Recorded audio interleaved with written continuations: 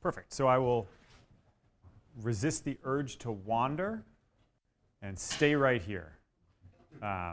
So my name is Luke Swarthout. I'm the Director of Adult Education Services at the New York Public Library.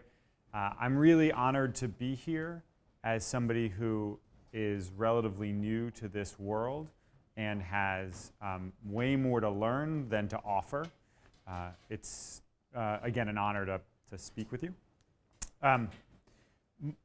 The reason I think I'm here is because of an effort to articulate a positive vision of what digital equity means in New York City that is expansive and inclusive of accessibility and access and adoption and use, and builds towards helping all New Yorkers use technology to improve their lives. And I'll touch on that at the end. But I want to start, but I'll also talk about what we mean when we talk about the digital divide and how the way we discuss it impacts our ability to solve it. And so the title is 3 Stories About the Digital Divide. Is anybody familiar with the cartoon Rocky and Bullwinkle? Is that a cartoon people are familiar with? So my favorite thing about Rocky and Bullwinkle, if you're not familiar, the protagonists are a cartoon mouse and squirrel. It's got some cartoon baddies. But at the beginning, they would always have a subtitle. So they have a title of the episode and a subtitle. And so the subtitle I'd give this is, what the accessibility community knows that everybody else in New York will soon learn. So the first story is what I learned when I came to the New York Public Library. I grew up in New York City. My father is a teacher, 10 minutes that way. My mother was a social worker, 10 minutes that way. I went to public schools my entire life. After college, I went to DC, where I worked to help college students better afford and access higher education. I did that for an organization, but then I did that for 2 senators with some relevance to this community, Ted Kennedy, and I spent a number of years working for Tom Harkin of Iowa, who, if folks may or may not know, was the lead sponsor of the Americans with Disabilities Act. His brother was deaf, and he's been his entire life a champion of disability issues, and that filtered into our work as well. I always had a desire to come back to New York. I fell in love with somebody in New York City, and 3 years ago I joined the New York Public Library working with our adult education programs. So literacy instruction for mostly immigrants in the Bronx, Manhattan, and Staten Island, and technology training classes that we offer to tens of thousands of New Yorkers, everything from how do you get online to how do you use JAWS and Magic to how do you use HTML and CSS. And in my second year, I wound up taking on a project to lend 10,000 Wi-Fi hotspots, so portable internet devices, to low-income families in New York City. And then I wound up being pulled into conversations about how fast the internet connection should be in our branch libraries. We have gig internet connections in a number of branches, but we talked about should we have gig internet in every library? And then I was pulled into conversations around ed tech for kids. And it was really interesting because these were all handled by different parts of our organization, and they were all talked about in sort of different ways, but they seemed to me to be really linked in ways that we weren't acknowledging. And at the same time the library was doing all of this, I was reading all these great stories in the paper about what the city was doing, whether it was putting free internet in housing developments in the Bronx or in Queens and Brooklyn, or Link NYC, or computer science education, or career pathways for folks from all backgrounds who might want to go into computer programming. And again, they were talked about as separate individual efforts, as opposed to building towards one central whole. And I thought there has to be a better way. And so in hunting around, I stumbled upon a very nice framework used by some researchers at the University of Washington, which suggests that what we're all doing is trying to help people use technology to improve their lives. But that has three core components. One is access. That's the wires in the ground. That's the technology we use.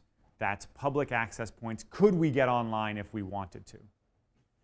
Then there's the question of adoption. So you might have the internet, but do you have the skills to use it? Do you feel safe going online, and can you afford it? And once we've given people access, helped them understand how to use it, does our society have applications and uses for technology that make it meaningful? And the reason it's important to look at all of these things is often we would talk about we just need to give people the internet, like that would solve the problem. And we're a library. If we thought just giving you a book but not teaching you to read was impactful, that'd be crazy. And so the first thing I learned when I came to the New York Public Library and when I looked around New York City was we are doing an incredible amount to help people use technology, but it's pretty siloed, and it doesn't talk to each other enough. And we don't understand that.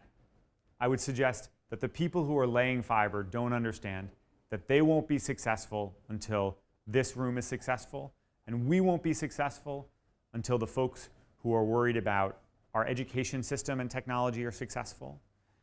Because the end goal is not FiOS, or the end goal is not a new computer. The end goal is improving people's lives. Second story, the digital divide is a marathon.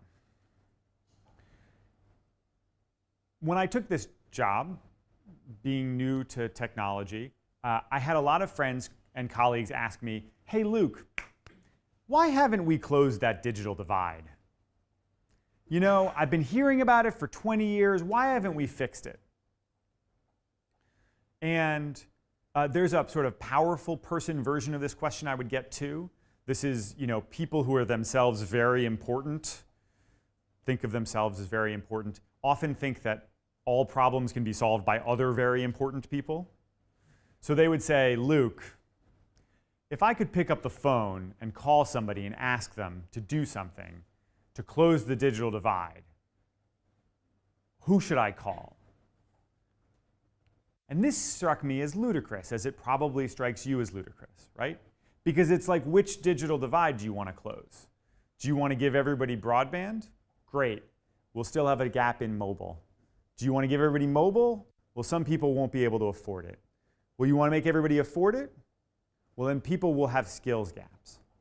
So that was the first problem, which is they thought it was this simple thing.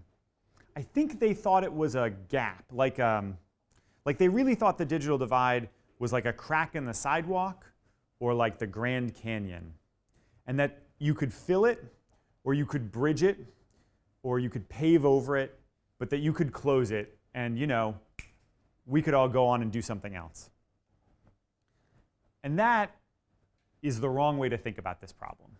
And I think a challenge, the reason I'm spending time talking about stories is I think the story influences how we solve this problem. So let me give you another story about the digital divide. How many people are familiar with the New York City Marathon? Roughly, marathon.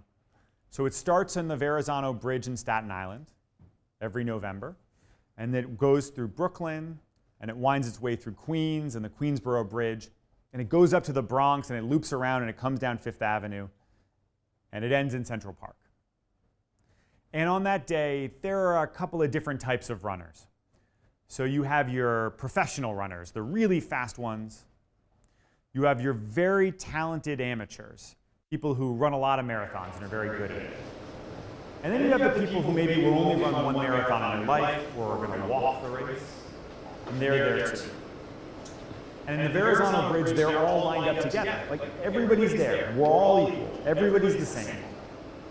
And by Brooklyn, some gaps start to appear. The fast folks are out front. The talented amateurs somewhat behind. the first-time runners, sort of, they're in Brooklyn, but they're, there's a little separation. By the time they get to Queens, there might be a couple miles between folks. And by the time they're in Manhattan, they're stretched out over 5 or 10 miles. I think the digital divide is sort of like that marathon.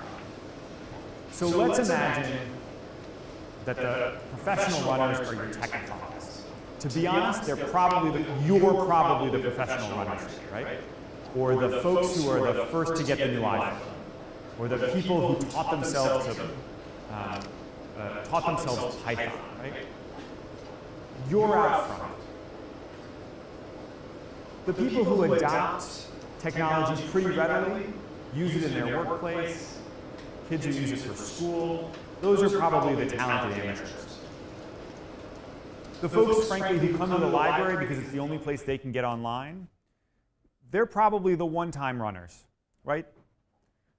And there's a group we haven't even talked about who don't even think about technology, and those are the folks who like me in the marathon case, are home sleeping, right? They're not even on the bridge, right? Everybody else is on the bridge. There are some people who aren't even in this race. Now imagine the Verrazano Bridge was like 1986. There were differences in these groups, but everybody was in the same place. By 1996, the runners are in Brooklyn, and there's a gap, right? The fastest runners have taught themselves to program. Your talented amateurs have got America Online, and maybe your one-time runners have tried a computer. By 2006, we're in Brooklyn. Sorry, we're in Queens. We've passed Brooklyn, we're in Queens.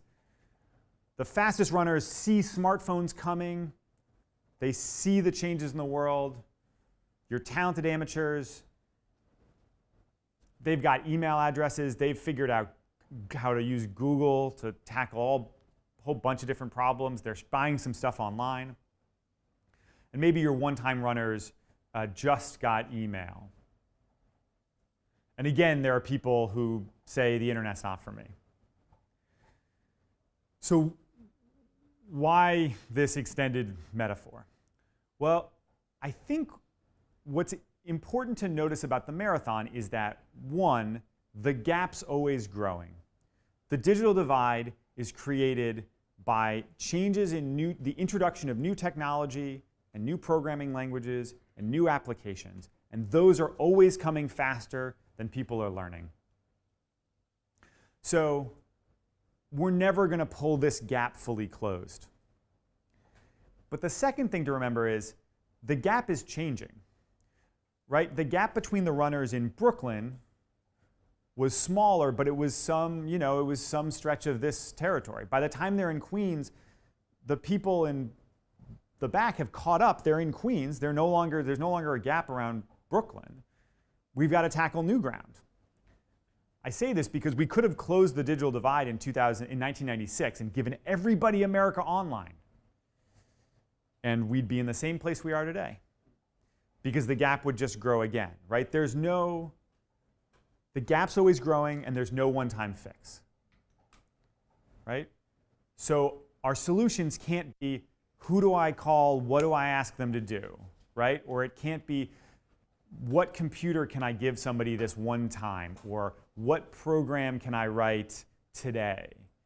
We need to start thinking about systems that evolve over time and anticipate not what the change is, but that change is inevitable.